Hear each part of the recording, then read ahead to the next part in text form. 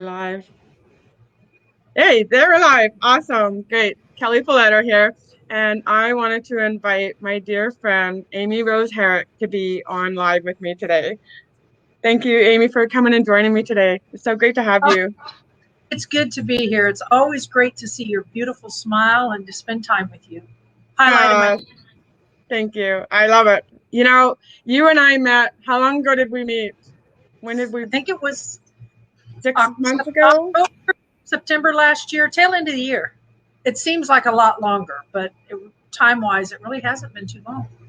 I know, yeah, it feels like forever ago, but I think it's because, we're both in the same coaching program and, we get to see each other every week. So maybe that's why it seems longer. So, but anyways, I wanted to chat with Amy today because when her and I met, she said she wanted a book, but didn't know how to start it. She just knew she had to write a book, but wasn't sure. And so she came to me with some ideas and I said, let's go for it. So, Amy, why don't you tell them a little bit about your book? Well, I have written some things before, but this is an entirely different genre. I've lived in the Caribbean for 10 years, and I wanted to write about all of the miracles that happened in the first 10 years here that has really been a part of what I'll call a life do-over. We literally sold off everything in about 6 months, and we arrived here with no jobs, no friends, no family, and we literally started our life over. And it's been quite a journey. I know it's funny because I've read your book and Mhm. I love it because, yeah, some of the things that happen, like the whole serendipity stuff that you were telling me about in your book, are just amazing because, a lot of people dream of being on an island, but you actually did it. So, what's one of your favorite stories in your book? Probably JC. I've had so many things that people laugh about JC. You want me to tell you a little bit about that Yeah, one? absolutely. Tell me about JC. I'll condense it a little bit. You've all had issues with cars. Well, my car broke down very late at night, and I'm usually not out that late. And we don't have a lot of street lights here. So I was in a very dark section of road, and we have some spotty cell coverage. So I now have a flat tire on a dark section of road where there are no houses and there's no cell phones. And nobody knows that I'm on my way home. So I'm sitting there and I prayed about it and I said, Lord, what do I do? What do I do now? And and then I looked up and out of my headlights there was this gentleman walking towards me that has absolutely no business being there, none. And I'm like, oh Lord, now what? And he came up to the window and he looks over and he goes, oh miss, you got a flat tire. He says, you want to take the jack and stuff out of the back and I'll help you with that. And I'm like, okay. He seemed friendly enough and whatever, and I should back up. For some of you, I live in the Caribbean. This gentleman is walking alone with nothing in his hands, appears in my headlights out of nowhere. JC has Jamaican colors on. JC has dreads and his big hat. Beautiful. He has a beautiful smile and he had these lovely brown eyes. And I said, okay, Lord, I ask. I got out of the car and opened the back and I was still praying, whatever. And he said, oh, we'll take care of this. And he and I chatted a few minutes and he got me all fixed up. And there were a couple of things he said that I kind of cocked my head a little bit. But one of them was, all right, we got to get you fixed up so you can get home to your family. I never said anything about my family and that I was going home. I mean, he could have guessed that, but I didn't say it. And then when he got all done and I was getting in the car, because I'm still kind of like, this is not another car has come by. And I was like, oh, this is what, and I'm going to pull away and I trust, because he's walking away from me and behind me now down this dark road. And I said, excuse me, I didn't even get your name. And he said, oh, most people just call me JC. And I said, well, thanks, JC. I said, can I give you a ride? Can I just turn around and take you? And he went, no, I don't really have very far to go. You go on. So I kind of looked at him, I'm trying to look back, and he's gone. I looked everywhere I went. I looked for JC because his face, his smile, I would recognize JC. I've never seen JC again. I told my friend about this, that I said, wow, it was really scary. very scary. And she went through and she's laughing. She said, what did he say his name was? And I said, well, he said, most people just call him JC. And she said, you ever heard of Jesus Christ? She said, do you think, she said, Jesus showed up and fixed your tire? And I went, I never thought of it, but he was suddenly in the headlights and then he was gone. It took care of my need, answered my prayer. I said, I don't know. So I tell people I'm not sure, but it is entirely possible that Jesus stopped by and fixed my tire because there's no other explanation. Oh my God. What a beautiful story. That's an incredible story. And so, JC has been one of my favorites because it is so insane and crazy, and you have no way of explaining it. I have no way. Never seen him again. I ask if people, hey, I described him, and they went, I don't know who you're talking about. We are not that big of a community here. We are 40 or 50,000 people. It's like a big little town. If I said, hey, a JC who dresses in Jamaican colors, he's got dreads, not, about down to mid back length. He's got, they would know who JC is. But there is no JC in the Caribbean island. Not on mine that anybody knew, but it was probably one of the wildest ones. But this has really upped my faith journey, and I have gotten great feedback from others who have read it, and just the prayers that have been answered over and over and over again, not always in the way you expect them to be, right? But been answered. Exactly. So why did you want to write your book? I just really felt led to put it down on paper. There were things that I left out that, I kind of tried to pick and choose. But there have been so many things that are not coincidences that should not have happened, but they did. And just the fact of getting here, the way it started with my pastor had a word of knowledge. I've never had anything like that happen to us before. And I looked to my husband and we lived in Topeka, Kansas, folks. That's the middle of the United States. There are no oceans there, so let me be clear. And I looked at my husband and I said, we're going to be living somewhere with a beach by the end of the year. This was January 2nd, which was the most preposterous things because we'd lived there all our lives. Right. Folks, things started happening. I put it in the book and the different stuff, and we were here with 4 kids. Tell the story about how your house sold. Because that's a pretty fascinating story too, because when you finally made the decision to move, then you had to sell your house. And I read that part of your book and I was like, oh my God, that's crazy.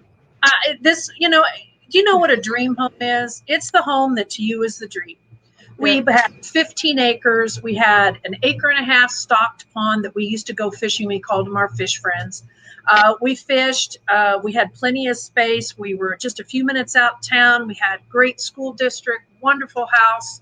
My husband had a 50 by 75 foot Morton building. I mean, it was where we thought we were going to spend forever. We were so excited when we had it, and we lived there about 11 years, I think. Anyway, we were selling everything, and we were leaving, and we were debating on, the house. Could we really rent this house? Do we want to keep the house in case this doesn't work out and we need to come back? And, it was quite a conversation. And we were getting ready to have this huge garage sale in less than 2 weeks to sell off furniture and dishes out of the cabinets, everything. And my husband and I talked and we said, it's a house. But if it doesn't work out and we come back, there's other houses that we could live in. It's not the house. It's us that makes it a home. Let's just go ahead and put it up for sale. Let's do the garage sale. Let's put it up for sale and let's let it go. We're going to go on faith here. This was about 11 o'clock at night. We were sitting in our hot tub looking out over the fields and the stars, and we let it go. Said, okay, we've made the decision. Then, because we talked about whether he was going to have to come back in the spring and fix things, what were we going to do over the winter? I mean, we're just going to let it go. Whatever happens. Very next morning, my phone rang. Our daughters had friends that lived just down the road for this, and they were back and forth all the time. they told their parents that we were moving and putting the house up for sale. And they told their parents, this is a perfect house. Oh, this is it. We love this house. We love this house. So she said, are you really leaving and selling? I said, yeah. She goes, well, we're looking for a house. The girls love it. They insist that we should come see it because they've never been past my front door. Just drop the kids off and, Yeah, right.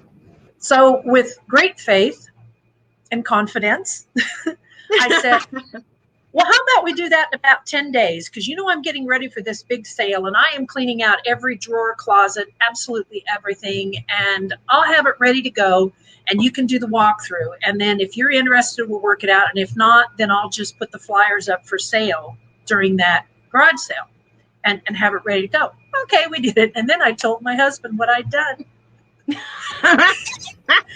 And that's one of those things where you beg for forgiveness instead of asking for permission. That's what one of those things are. I've got to work on the outside of the house and finish some painting and exterior. Yeah. We've got things we've not done. This house isn't staged. And I said, we can do it. I've got 10 days. And I'm getting ready for a garage sale where I'm selling everything I own. Of course, we can do this. Right. I belonged to a bartering network for many years, and I had a bunch of money in the bank, barter dollars in the bank. Yeah. And I started picking up the phone and calling people. And I called. We needed carpets replaced. We had an unusual toilet. This toilet is mounted on the wall, not like the ones in the floor. And it's a big job to put it back. We had bought a new one because we had a problem and it needed installed. I needed lights installed. There was stuff.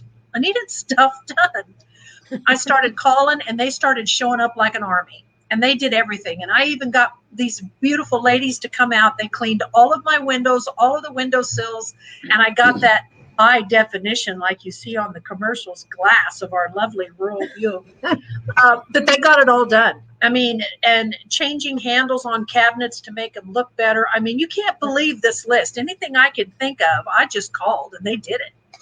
They showed up. They did the walkthrough. We spent a couple hours together. We'd made a list of everything we'd done and then everything we were going to include. And this price is for you only. If you don't want it, there's no hard feelings, but we're going to take it to a realtor and the price is going to change.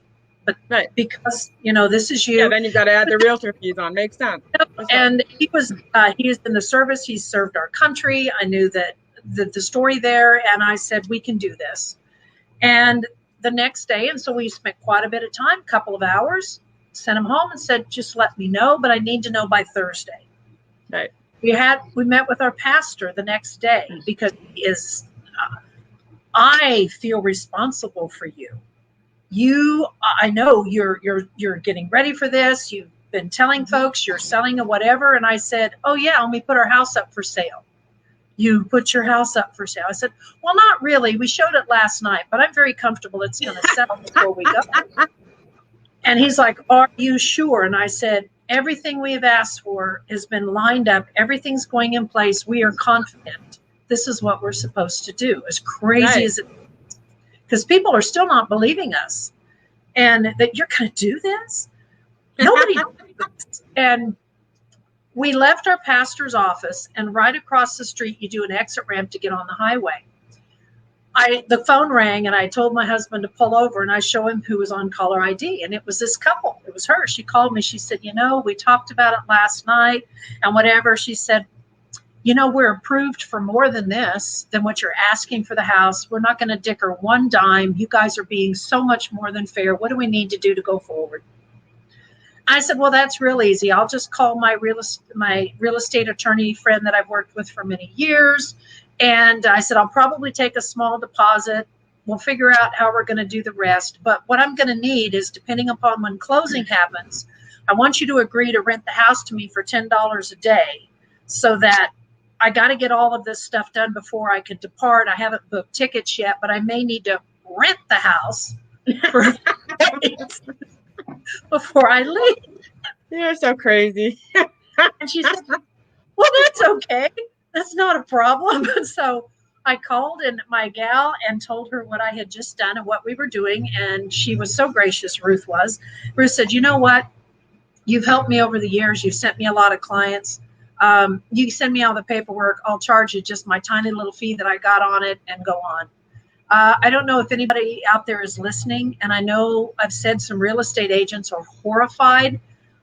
This was not a normal situation. I've used real estate agents. I don't know who we would have picked. We didn't want to offend anyone, but at the same time, I was operating on a very different level than whatever normal is, and everything was working.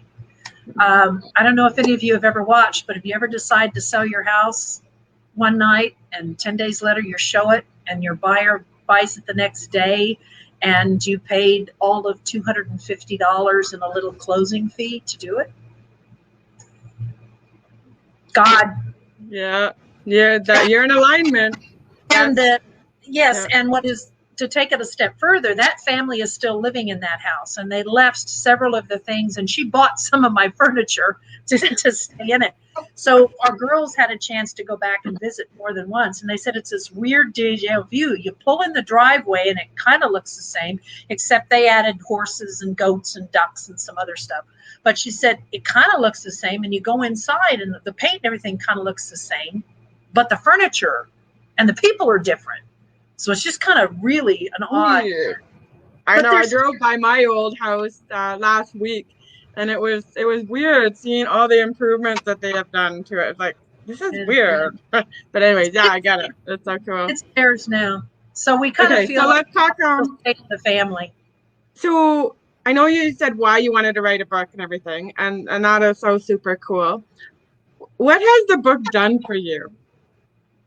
Because I know some amazing things have happened for you since you wrote that. It was a real thing. One of the things that it did very, very quickly, what was that, Kelly? Was it less than 30 hours? It went to a #1 Amazon bestseller. And it went back up into it more than once. It became a #1 bestseller very, very quickly before I even had my copies to be able to work with. I've had a couple of interviews that have come about, and then I had the pleasure. There is a gal here in the Caribbean that she does a show, and she needed a speaker to fill in last minute for her virtual event. And I sent her a note and said, well, I don't know if this will work or could help. So I've also had the pleasure of doing a couple of presentations now about some of the things I've learned in the book. So that is available and is opening. And I've been asked to now do a workbook with some of what I've learned for them to be able to do it in a Bible study. And this does not mean it's full of scripture, folks, but it's got a lot of just the faith journey. It actually only has one scripture in it, but I've been asked to put a workbook together to kind of go along with some of the lessons I've learned to work through that. So I'm hoping I'll have that by the end of the year. Cool. So why don't you show us your book? Because I know you have it. I do. Let's see if we can keep Fill it up. Yeah. There so it says, pack faith first, suitcases second. And I just absolutely love the title, because, a lot of times people won't do something because they're too scared, right? Or they have to know all the pieces of the puzzle before they move forward. That was kind of like what one of my exes was like. An idea would come forward of something he should do, and he wouldn't do it because he didn't know how to do every step of it. And so that's one of the things that I love about your title is just pack faith, suitcases second, because you just have to trust that everything is going to happen and fall into place. And folks, think about our life. We brought 4 children. I had an office business. We let go of everything that it took us decades to acquire. I mean, look around. Get rid of it all. And we showed up with a few suitcases and a couple of pallets of things, and that was it. Do you know the other thing I learned? Do you know if you get rid of all your stuff, there is more stuff wherever you're going, and there's a lot of it. They have in stores, garage sales, flea markets, Facebook, Craigslist. There is stuff everywhere. And the funniest thing happened, some of the items that were decor items that I sold, when I was on island, I hadn't been here very long, and I went to a garage sale, and this lady had several things laying on the table, and I just started laughing. Because they were yours? Because they were the same thing I had there. And I said, I said, no, I already owned these once. I've sold them at my last sale. This is just kind of what I did. She said, well, would you like to own them again? No, No. I've already owned them. So don't, and when you're moving and stuff, and I've seen people do this, spend a lot of money on moving or whatever, go get some new stuff. There's all kinds of stuff out there. Exactly. Don't take stuff. Absolutely. Okay. So one of the things I also want to talk about is you and I working together, because we had an excellent working relationship. So I would love for you to just kind of share the audience what it was like to work together. It was a lot of fun. Now, Kelly does a whole lot of different dynamics. The one that I had the privilege of being involved in, we did it on one evening a week for, I think, 5 weeks. And so she was able to walk us through, all right, here's how we're going to do this first step. And so we went through and we worked on it. And then we had a little homework. Came back the next week, work on it, have a little homework. So it was a pretty quick process in that matter, but it also gave you, there were more than one person in the group. But we had a lot of fun as a group, talking and supporting each other and working some things out like chapter titles, book titles, and just sharing. So it was a lot of fun because there were people from all over with very different genres, but we all had the same goal. But I've also seen some of her programs that are, as little as, 1 or 2 or 3 days. And you can do this. There's so many different ways to get it done. There is. It's just, but we had fun. But I kept it a secret. I didn't tell anybody. I didn't even tell my family until the book was now #1. And there was the article. I got a full page write-up in the paper. Oh, that's right. On page 2. Yes. Full page on that. So because the #1 and all that. Exactly. And you know what? I was in a media seminar yesterday with Jill Lublin, and she was showing this big front page article, like a full page article. And she said, how much do you think it would cost me to pay to have that article in the newspaper? And so I guessed, and I said $50,000. And she's like, ding, ding, ding, ding, you're right. And I'm like, what? I did not think that guess was going to be right. I just guessed. I just threw a number out there. And she's like, yeah, that full page article would have cost you $50,000. I think my husband, yeah, but it's. So think about it. You got $50,000 worth of advertising for you and your business for free. Just because you wrote a book and then submitted the story to the media.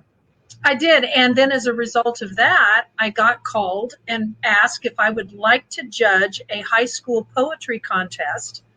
And I flew over to I'm on St. Croix. St. Thomas is about 39 miles away. So I flew over to St. Croix last week and had an opportunity to judge a high school poetry contest, which it was fun.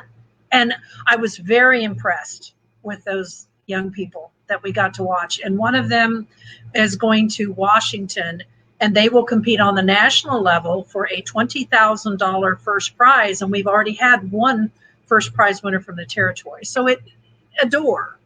And there's another thing. I reached out. The VI Literary Festival is coming up the end of April, and I will have a live spot, and I will be presenting my book. So. See, that's what I mean. Like, a book is a starting point. It's not just a $20 book. It is something that leads you to multiple things, multiple media, speaking gigs, clients, judging, full page ads. Like, it leads to so many things. And that's exactly why I wanted to talk to you about you and your book, because so many other things have happened as a result of it.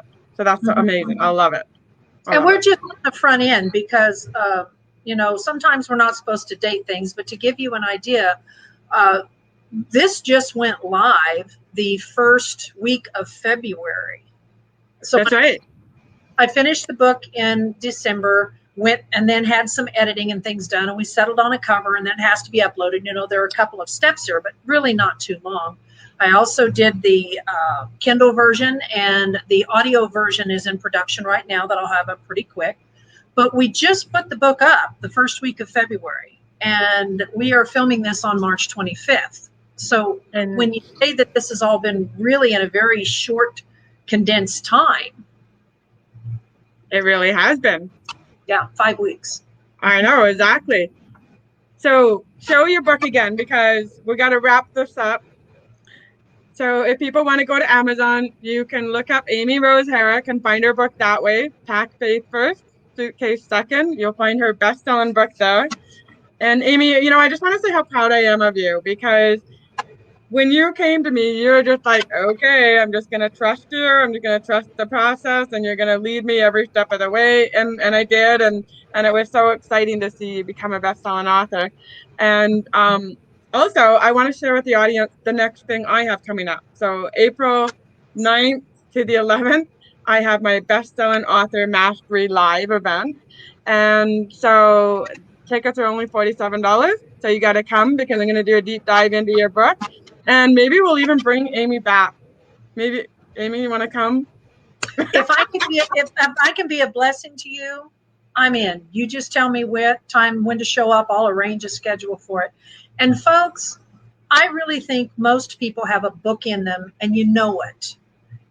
Don't let that pass. You can do this. You got the resource. Make the time.